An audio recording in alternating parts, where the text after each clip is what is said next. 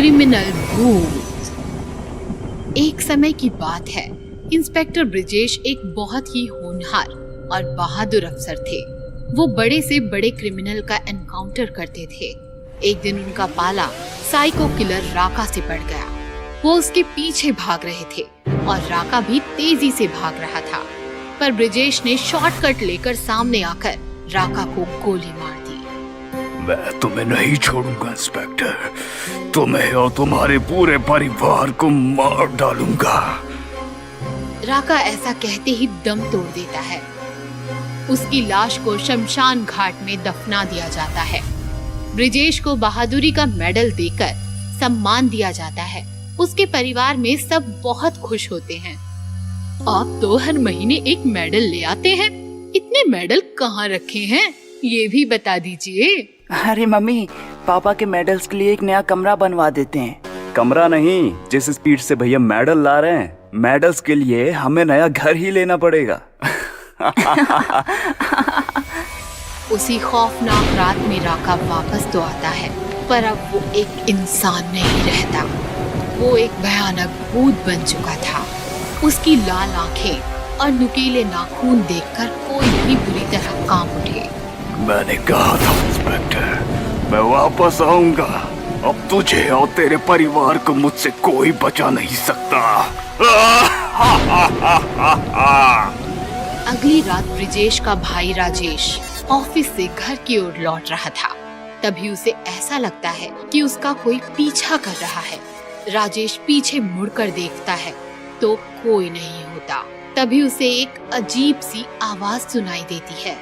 तू ही है ना उस बहादुर ब्रिजेश का भाई? आवाज सुनकर राजेश डर जाता है और कांपती आवाज में पूछता है, कौन है? तभी राका का भूत उसके सामने आ जाता है। मैं राका, जिसे तेरे इंस्पेक्टर भाई ने मार डाला। अब मैं तुझे मारूंगा। देखता हूँ तेरा बहादुर भाई तुझे कैसे बचाता है। राजेश के उस भूत को देखकर पसीने छूट जाते हैं। वो तेजी से भागने लगता है। तभी राका उसकी गर्दन पर हमला करता है और उसका सारा खून पी जाता है और तभी राजेश की मौत हो जाती है। अगले दिन ब्रिजेश अपने भाई को देखता है और फूट फूट कर रोने लगता है। किसने किया तुम्हारे साथ ये भाई? मैं अपने भाई को नहीं बचा सका। तभी ब्रिजेश की पत्नी पूजा को राजेश के हाथ पर नाखून से कुछ लिखा हुआ दिखता है। देखिए जी, देवर जी के हाथ पर कुछ लिखा हुआ है। ब्रिजेश हाथ पकड़ने लगता है। भाई तो गया, अब बीवी की बारी। राका। ब्रिजेश ये सुनकर सदमे में आ जाता है और उसके पैरों तले जमीन निकल जाती है। राका, ये सब राका ने किया है। मैं सोच भी नहीं सकता था कि वो वापस आ जाएगा। मैं उसे नहीं छोड़ूंगा। मुझे लगता है कि हमें पंडित जी को बुलवा लेना चाहिए। ये भूत प्रेत का मामला है, आपके बस की बात नहीं है। पूजा अगले दिन पंडित जी को फोन करती है और उन्हें घर आने को कहती है। राका घर की खिड़की से सब देख रहा होता है। इंस्पेक्टर की बीवी, तू तो गई। पूजा घर की छत पर सूख रहे कपड़े लेने आती है कि तभी अचानक से तेज हवाएं चलने लगती हैं और वहाँ राका आ जाता है। कहाँ है तेरे इंस्पेक्टर पति? तुझे बचाने के लिए वापस नहीं आएगा। पूजा राका को देखकर चीख पड़ती है और उसकी आवाज सुनकर ब्रिजेश छत पर दौड़ कर आता है, लेकिन छत का दरवाजा बंद हो जाता है। राका, मेरी पत्नी को छोड़ दे। तेरी दुश्मनी मुझसे है, मुझे मार। मेरे परिवार को छोड़ दे। आएगा आएगा, तेरा भी नंबर आएगा, पर पहले तेरी सुंदर सी पत्नी को थोड़ा और सुंदर बना दूं। पूजा डर से भागने लगती है।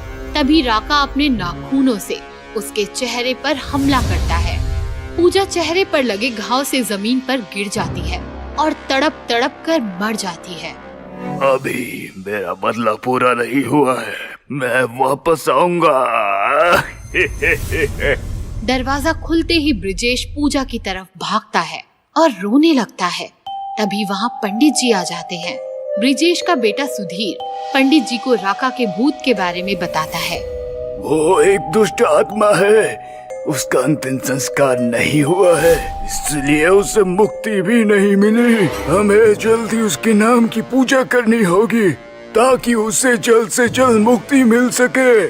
जो करना है जल्दी कीजिए पंडित जी। मैं अपनी पत्नी और भाई को खो चुका हूँ, अब अपने बेटे को खो नहीं सकता। पंडित जी पूजा करने लगते हैं और जैसे ही मंत्र पढ़ते हैं वहाँ राका आ जाता है। नहीं, तुम लोगों की इतनी हिम्मत कि मुझे मुक्ति दोगे, तुम लोगों को नहीं छोड़ूंगा। राका सुधीर के पास जाता है और उसका गला पकड़ लेता है। सुधीर का दम घुटने लगता है। तभी ब्रिजेश पंडित जी का दिया हुआ गंगा जल राका पर छिड़क देता है और राका का मृत शरीर जलने लगता है। ये क्या किया तुमने? तभी पंडित जी अपनी पूजा का आखिरी मंत्र पढ़ते हैं और राका की आत्मा हवा में भाप बनकर उड़ने लगती है। नहीं, मेरा बदला भी पूरा नहीं हुआ। नहीं। और इसी तरह राका की आत्मा को मुक्ति मिल जाती है और ब्रिजेश अपने बेटे की जान बचा पाता है।